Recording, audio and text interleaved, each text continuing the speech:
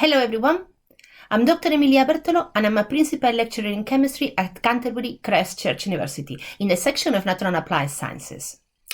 This is the first of a series of videos dedicated to energy reactions, and this is a part of chemistry that we call thermodynamics. We will be looking at when reactions release energy, when they happen, or when they absorb energy, and we will talk about exothermic and endothermic reactions. And we're going to discuss how you can depict that. We can show that in a diagrammatic form by doing something called energy diagrams.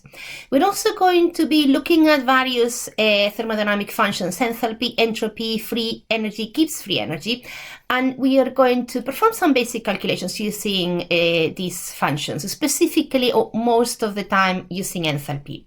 And also we're going to learn, or we're going to discuss how you can predict whether a reaction will be spontaneous or not by looking at these functions, specifically looking at Gibbs free energy.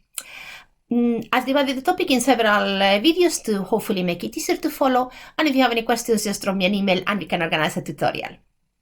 So let's get started. What are we looking at in the next few videos, this week and in subsequent weeks? We're going to be looking at relationship between thermodynamics, kinetics, and equilibrium. Thermodynamics is the part of chemistry that studies the energy of reactions. So when you have a general reaction, you've got some reagents that react to produce some products. A few questions that you might want to ask is, first of all, will the reaction happen? If you mix the reagents, will they react to produce products? That's the first question you might want to ask, and thermodynamics will help us answer that. If it happens, you might be interested to know if it will release or absorb heat. Because if it absorbs heat, that means that you will have to heat up the reaction. So you need to know that. You need to know if your reaction will release or absorb energy. And again, thermodynamics, which studies the energy of reactions, looks at that, and we will learn how we can predict that, if a reaction is spontaneous or not, and if it will release heat or not if it's spontaneous.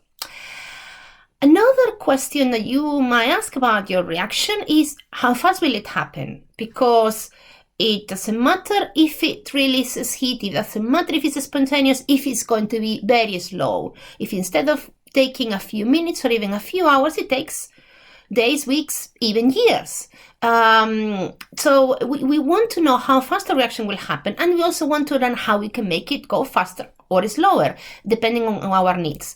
And the branch of chemistry that looks after that aspect of reactions is called kinetics. That study the speed, what we call reaction rate, the speed of reactions, and how we can control that speed.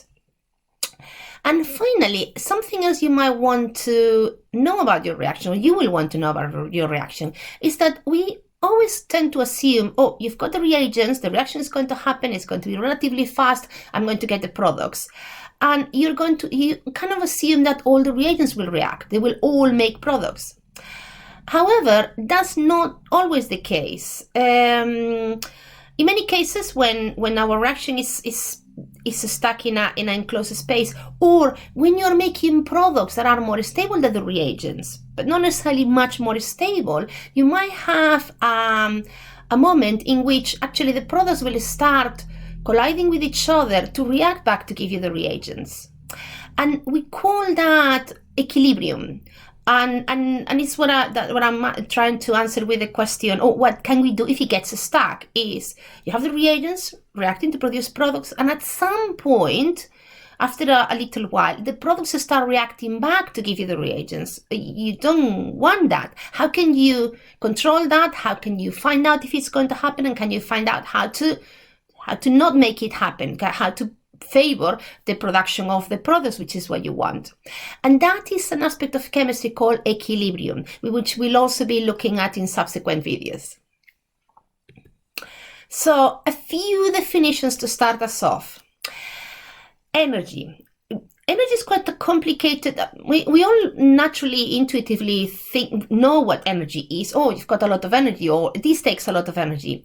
But the definition is a bit more woolly. Energy is typically defined as the capacity to do work or transfer heat. So the capacity of an entity, a system, a machine, of a reaction to do work or transfer heat. work, we define work as the energy used to cause an object that has a particular mass to move. And heat is energy, but it's energy used to cause the temperature of an object to increase. So we've got energy, which is the capacity to do work, and heat. We have work, which is the energy used to make an object with a mass to move, and heat, the energy that will cause the temperature of an object to increase. And we also have several types of energy: thermal energy, kinetic energy, the energy that objects have because when they are moving; potential energy. Any object that has a mass will possess a potential energy just because of the position it is with respect to all the other objects. And another thing that we need to look at is units of energy. In SI system, in the international system of units, energy is measured in joules in honor of the French chemist James Joule. And how we define a joule? Well, 1 joule is 1 kilogram per square meter per square second. So we will be looking at energy in joules, kilojoules, megajoules, etc. The system. When you are talking in thermodynamics, you hear a lot about the system. The system does this, the system does that, etc. The system is a defined part of the universe that we are looking at that particular moment. And the system can change depending on your perspective. So when you are focusing on a particular thing, let's say here in the slide, I've got this beaker with some liquid inside. That liquid, for me, and that beaker is, conical flask is going to be the system. It's what I choose to concentrate at this moment. And it can be open, and everything outside that thing that I've defined as system, we call the surroundings. And it can be an open system if it's open to the surroundings. It can be a closed system like my conical flask that has a stopper on the top, or it can be isolated. So in this case, I've got my system, and it's not a stopper, but it's inside another flask, let's say a vacuum flask, so it cannot interact with the rest of the rest of the universe, the surroundings. So in chemistry, our systems are chemical reactions. So the chemical reaction, the reagents and products that we are focusing on, that's our system. And then the container where that chemical reaction is happening, and everything beyond that is what we call the surroundings. So if you look at the reaction I've got in the slides, and I apologize, I can see that the arrow has gone slightly pear-shaped.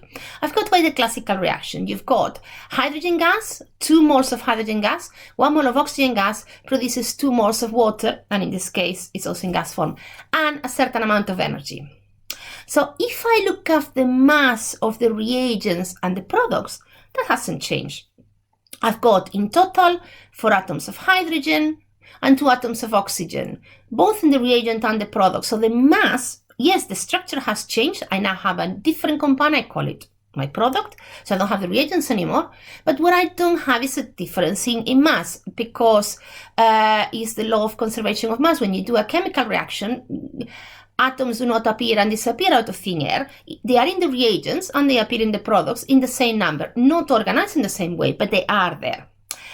So the system, my chemical reaction, has not gained or lost mass. However, it has exchanged energy with the surroundings in the form of work. For example, if it was happening in an enclosed system, and maybe you have a piston, and the changes in the reaction could move that piston up, so up or down. So you would have a change. It would be performing work, moving something, your piston, or energy, releasing or absorbing heat when those reagents become products.